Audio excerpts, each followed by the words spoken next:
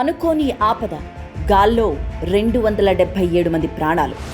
ఏ క్షణానికి ఏం జరుగుతుందో తెలియనంత ఉత్కంఠ.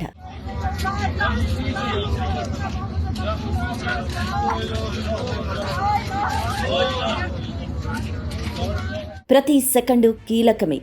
వేరే మార్గం లేకుండా పోయింది. కాస్త సాయం చేయమని పాకిస్తాన్ను రిక్వెస్ట్ చేస్తే చెయ్యను పొమ్మంటూ పొగరు చూపించింది. మానవత్వం లేకుండా ప్రవర్తించింది. పాపిస్టి పాక్ అసలు బుద్ధి మరోసారి బయటపెట్టుకుంది.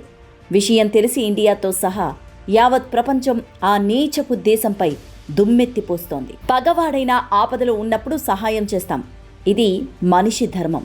కానీ కుక్కతోక వంకర లాంటి కరడుగట్టిన పాకిస్తాన్ మాత్రం ఈ ధర్మాన్ని మరిచిపోయింది. తినడానికి తిండి లేదు గాని పౌరుషానికి తక్కువేం లేదు.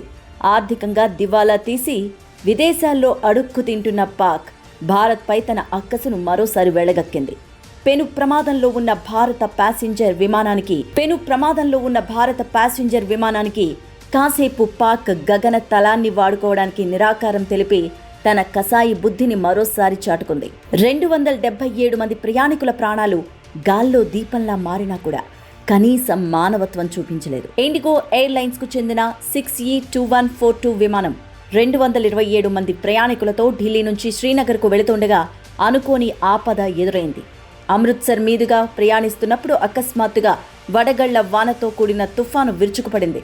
విమానం గాల్లోనే తీవ్రమైన కుదుపులకు లోనైంది. ఊహించని సడన్ పరిణామంతో ప్రయాణికులు భయాందోళనకు గురయ్యారు. వాతావరణం అత్యంత ప్రతికూలంగా మారడంతో పైలట్ తక్షణమే స్పందించారు.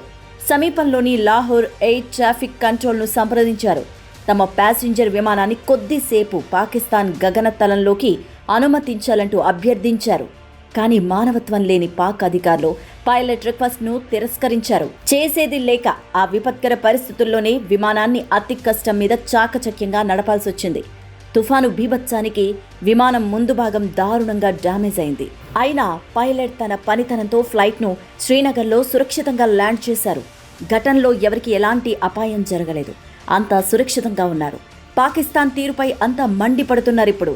అదేమీ ఆర్మీ ఫైటర్ జెట్ కాదని, ఎమర్జెన్సీలో ప్యాసింజర్ ఫ్లైట్ను కాసేపు ఎయిర్ స్పేస్ వాడుకొనిస్తే ఏం పోయింది అంటూ పాక్కు శాపనార్థాలు పెడుతున్నారు ఇండియన్స్.